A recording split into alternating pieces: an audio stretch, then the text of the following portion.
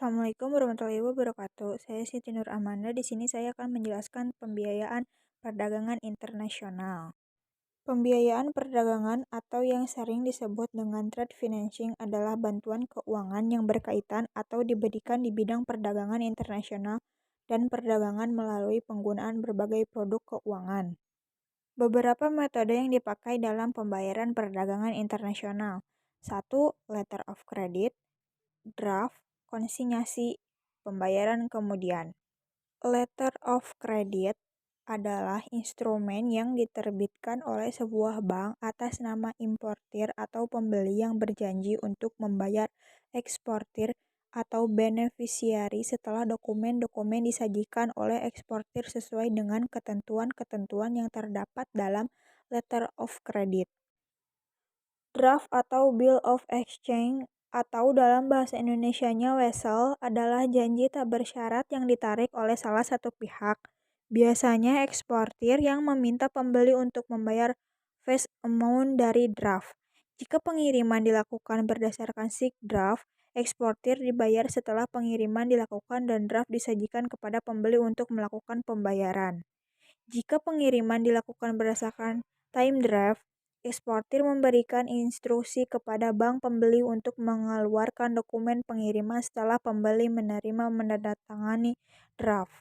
Konsinyasi. Berdasarkan metode konsinyasi atau consignment, eksportir mengirimkan barang kepada importir tetapi tetap memegang hak kepemilikan atas barang. Importir memiliki akses terhadap barang tetapi tidak perlu melakukan pembayaran barang sampai terjual kepada pihak lain. Pembayaran kemudian, open account merupakan kebalikan dari metode prepayment di mana eksportir mengirim barang dan mengharapkan pembeli untuk melakukan pembayaran sesuai dengan syarat-syarat yang disetujui bersama. Metode-metode pembiayaan perdagangan internasional. 1. Pembiayaan piutang.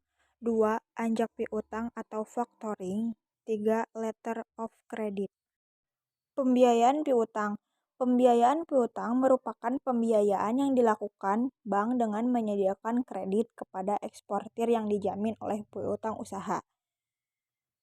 Piutang mengandung risiko tambahan seperti restriksi dan kontrol devisa pemerintah yang bisa mencegah importir atau pembeli melakukan pembayaran kepada eksportir sehingga suku bunga kredit pembiayaan ini menjadi lebih tinggi daripada suku bunga pembiayaan piutang domestik. Anjak piutang. Dalam tipe pembiayaan ini, eksportir menjual piutang tanpa recourse dan menanggung semua kewajiban administratif yang berhubungan dengan penagih piutang dari pembeli serta exposure kredit pembeli. Letter of credit.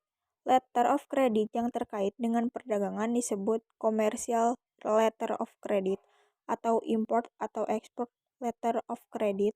Letter of credit ini memiliki dua tipe, yaitu revocable letter of credit dan irrevocable letter of credit. Beberapa jenis letter of credit yang digunakan untuk membiayai perdagangan yaitu standby letter of credit, dokumen yang digunakan untuk menjamin pembayaran kepada eksportir. Yang kedua, transferable letter of credit, dokumen yang memungkinkan penerima pertama dari standby untuk mentransfer sebagian atau seluruh awal kepada pihak ketiga. Yang ketiga, assignment of proceeds, metode pembiayaan lain untuk transaksi yang melibatkan perantara. Badan-badan yang mendorong pertumbuhan perdagangan internasional, yaitu Bank Ekspor-Impor, Private Export Funding Corporation, dan Overseas Private Investment Corporation. Bank Ekspor-Impor didirikan pada tahun 1934. Misinya saat ini adalah membiayai dan memfasilitasi ekspor barang dan jasa dan mempertahankan daya asing perusahaan di pasar luar negeri. Bank Eksim beroperasi sebagai badan pemerintah yang independen. Program-program Bank Eksim dirancang untuk memenuhi dua tujuan umum yaitu 1. Dengan menanggung risiko kredit dan country risk dari negara yang bersangkutan.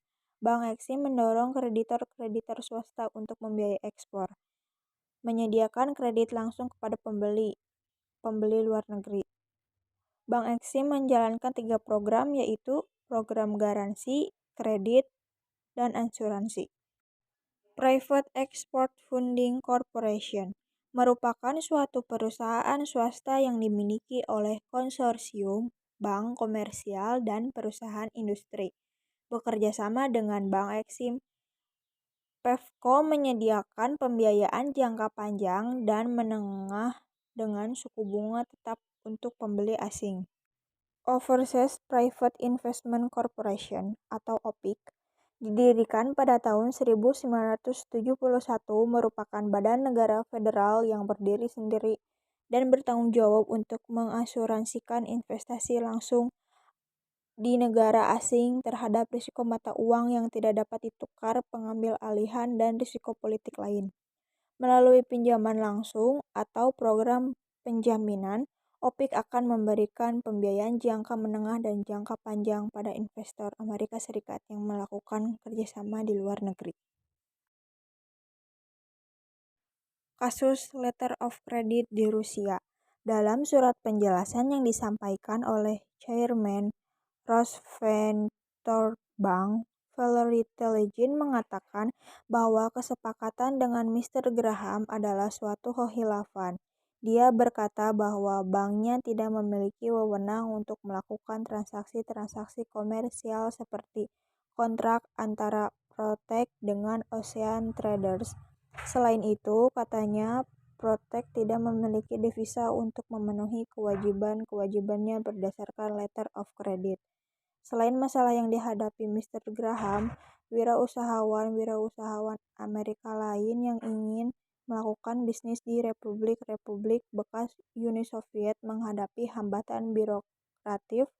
Masalah yang dihadapi Mr. Graham hanyalah satu titik pada radar revolusi kapitalis yang tengah menyapu seluruh Rusia dan republik-republik Uni Soviet.